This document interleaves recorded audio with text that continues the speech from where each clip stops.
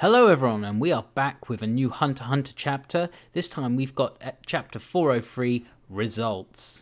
So there is no cover, sadly. I love a cover shot, but don't have that. But we start with the guy I managed to misidentify as Third Prince Zanglei, and I was like, oh, why is he doing poison? That doesn't make sense. Because it didn't make sense. This is Balsamico, the one of the guards for First Prince Benjamin. So I feel like an idiot. So he is encroaching on which prince is it again? He is encroaching on 9th Prince Halkenberg's territory. He's got the plan to poison him. So he seems to be wanting to put that into action. But then he sees one of his fellow guards of the First Prince Benjamin, called Vict. So he calls out to Vict, but Vict starts responding in sign language. Apparently he can't speak right now. And we get he's basically revealed that he's understood Halkenberg's ability. But then we snap to Halkenberg and all his followers. He is preparing another arrow shot, and he is targeting Balsamico, got a terrible name to pronounce, and doing some interesting maths while doing it. He's kind of got the position of him, and he's just triangulating how to get the exact shot. So it looks like he's the next target. And if we remember last time, he hit someone and got full control of that guy and managed to get him to go and commit suicide in front of one of the prince's rooms. So we then see the arrow get fired, but we don't see the end result. We then change scene to the First Prince discussing how he suspects the rumbling was him firing his ability at Balsamico, but why did the 9th Prince fall sick? So this all seems to have happened in a previous set of time. It's weird. It's all very strange, but it's all very wordy as usual. But the basic gist of this is he's deduced that Halkenberg's sickness is a fake. The Captain Balsamico has returned, and he doesn't trust him. He thinks he's fallen under Halkenberg's influence. So he's willing to speak to him, but he will not permit him access to the room. So again, the gist here, very wordy pages again, but he doesn't trust that, he can't be sure that Balsamico hasn't fallen under Halkenberg's influence. So he says to him that you cannot return here without executing the plan, otherwise he will consider it a coup d'etat and have him executed. So he has to complete the poisoning, and he speculates he may be going off to finish the job in sick bay, or he could be using it as a pretense to lure him into a trap. This is the crazy thing about Halkenberg's ability. It's like it's made him so unsure. So we actually now get a bit of jump back in time and see the contents of the letter he was handed by Fugetsu, that he called an ordinary letter. So it turns out that the information in the letter was that the 9th Prince Halkenberg is the son of actually the first queen, rather than whichever one he'd said to be. So, his mother's not who he says it is, and it's the fact he played it off as an ordinary letter means he's keeping that information to himself, I guess, or kind of keeping a straight face. Who knows? So we get a scene of a few more princes being given their own letters from Fugetsu, and we're told that the 4th and 13th princes outright rejected those letters. What that means, I don't know. Maybe they're just not getting involved, but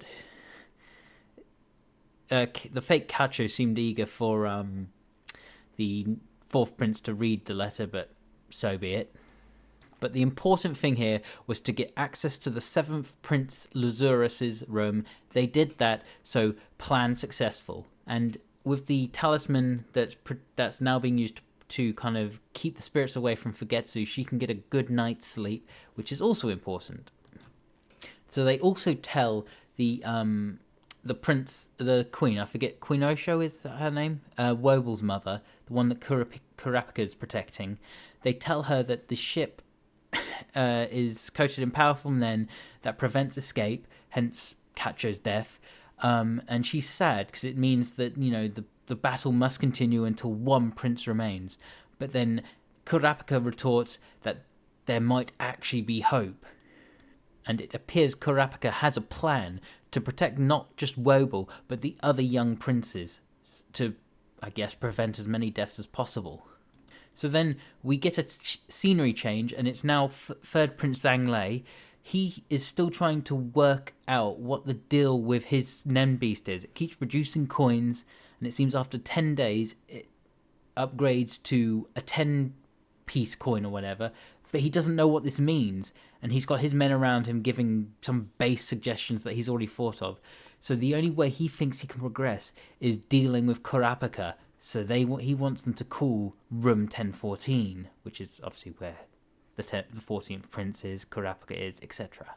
So next up is one of the worst things about the Hunter x Hunter manga, is how wordy it is. It gets so frustrating that it involves so much reading, and I'm going to sound like a loser just complaining about all the reading, but these couple pages are so wordy. But the basic gist of it is they are interrogating a follower of Halkenberg, and he reveals that Prince Halkenberg is going to die soon, apparently. This could all be a ruse. But after that, we get a scene of Balsamico calling the first prince, saying that he has successfully carried out the plan.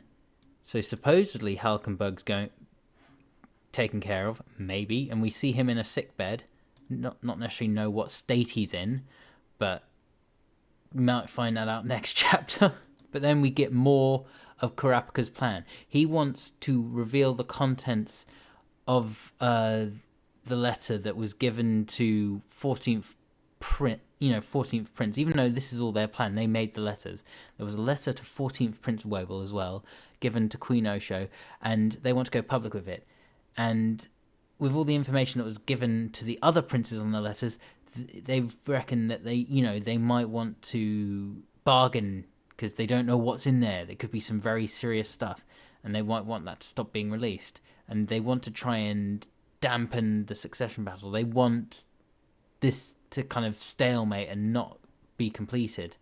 So we'll see if that's a success, because that's the end of the chapter. I'm hoping that it gets a little less wordy. I keep complaining about that, but all this constant reading is a bit much. I just kind of normally love manga because it's quick, snappy, you get some nice images, etc. But it's like reading a book. I just don't like reading books. But we'll see what the next chapter is. Again, there's no breaks, so next week straight into another chapter, and we'll see how this succession battle goes. What do I think will happen?